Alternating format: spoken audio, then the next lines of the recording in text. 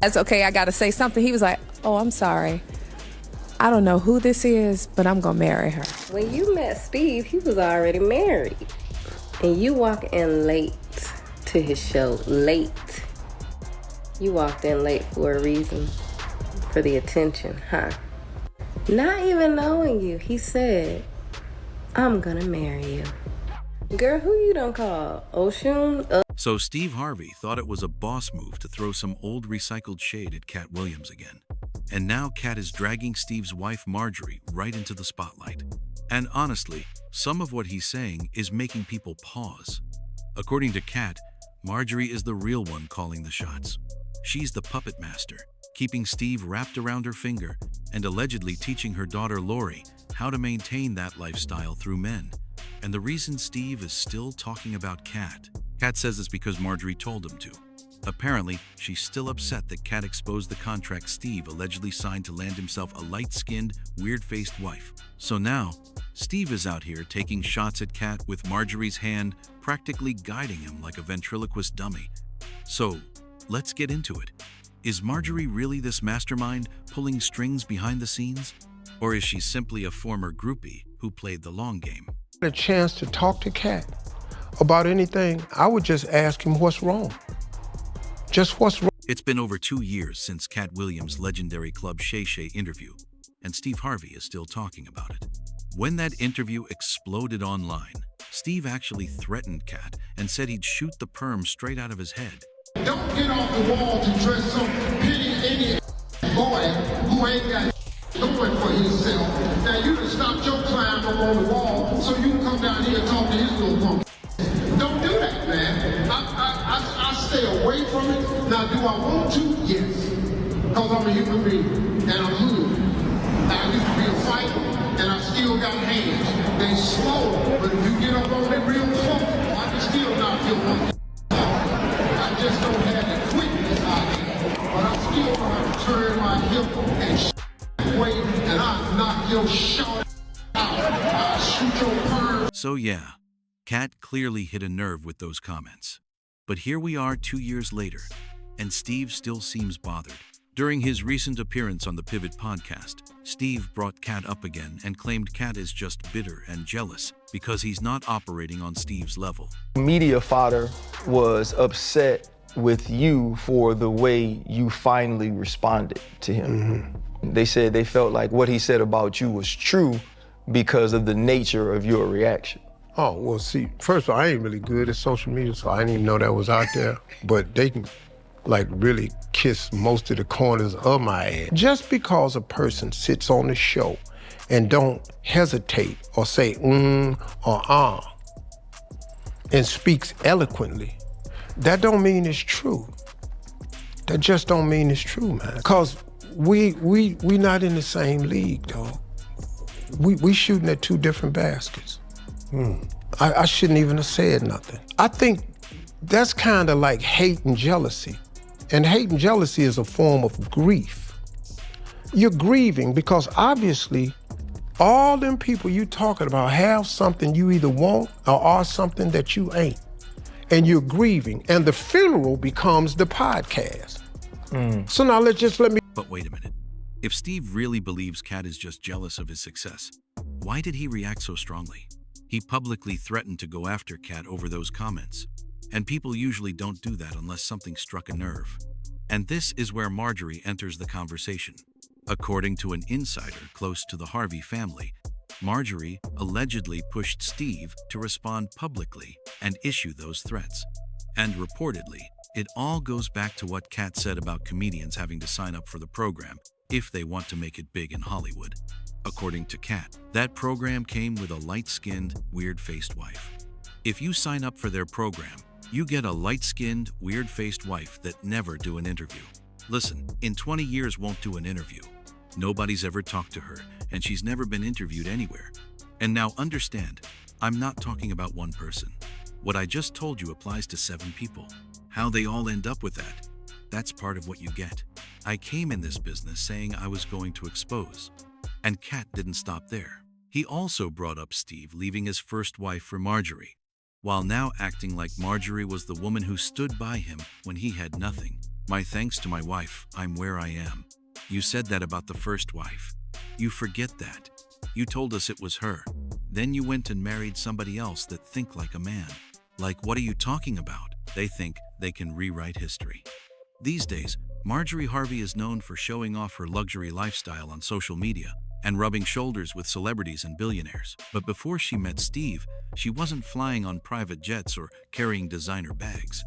Her life looked very different. Then one day, she walked into a Memphis comedy club, caught Steve's eye, and Steve has said ever since that it was destiny from the moment he saw her. Late, came down front with my girlfriend. Our seats were right here at the front, right by the stage. So we were sitting here. The stage was here. So he's just quiet. He just keeps staring at me. So I'm waiting on him to make me a part of the show so we can get on with the show. So he stayed quiet so long, staring at me. Now everybody in the club is looking at me. And so he finally realized, okay, I got to say something. He was like, oh, I'm sorry. I don't know who this is, but I'm gonna marry. They hit it off right away.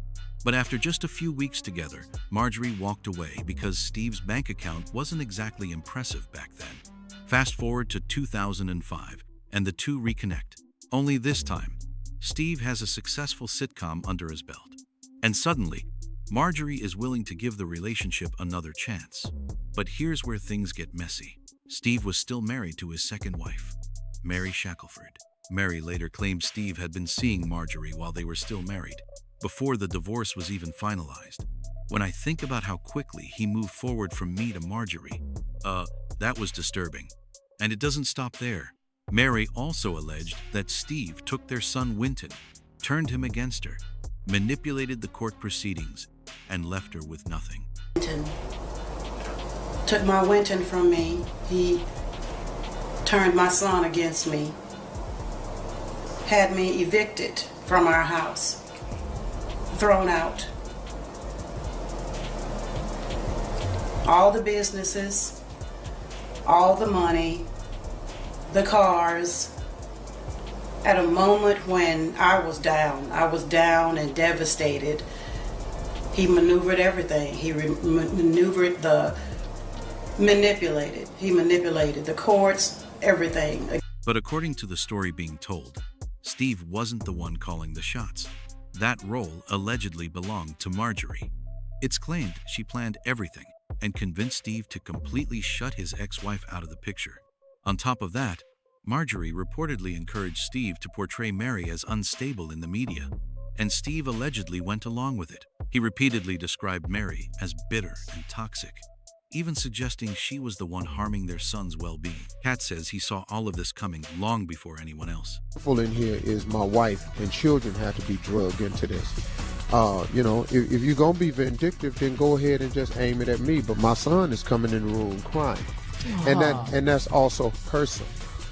So why you would do? But no matter how hard Steve and Marjorie tried to control the narrative, plenty of people weren't convinced. Marjorie quickly became one of the most controversial wives in Hollywood. And according to this version of events, that wasn't even the most controversial chapter of her past. Before becoming Mrs. Harvey, Marjorie had already been married twice. Her first husband was a kingpin named Jim Townsend, and rumors claimed Marjorie wasn't simply standing by as his wife. She was allegedly involved in his business as well. Reports have long suggested that both the FBI and DEA had Marjorie on their radar. According to those claims, investigators allegedly pressured Jim to cooperate, warning that Marjorie could also face serious legal trouble because they supposedly had substantial evidence tied to her. Jim eventually agreed to cooperate with authorities, but he was still indicted for attempting to purchase 40 kilos of cocaine.